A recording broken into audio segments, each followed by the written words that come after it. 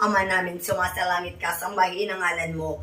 Mapasa amin ang kaharian mo, sundin ang loob mo dito sa lupa, panan sa langit. Bigyan mo po kami ngayon ng aming kakanin sa araw-araw at patawarin mo kami sa aming mga sala para na pagpapatawad namin sa nagkakasala sa amin. At huwag mo kaming ipaintulot sa tukso at iadya mo kami sa lahat ng masama. Amen. Lubhang maaway ni Jesus, kalingapin po ng iyong mga matang maamo. Ang kaluluwa ng mga bininyagan na matay na ang atatang kaluluwa ni David Randall. Na dahil sa kanila ay nagpakasakit na matay sa krus.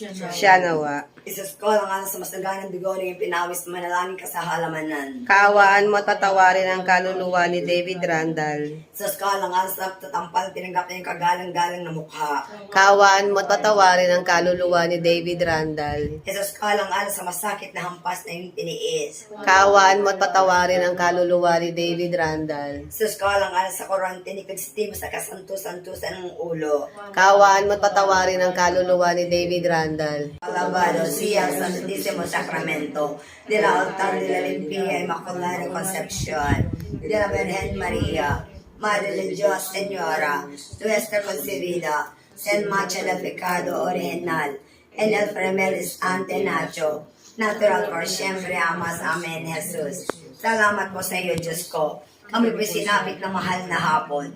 Kahit manaway, sa piting po namin ang mahal na umaga. Wala sakit ang kaluluwa at katawan muntiman.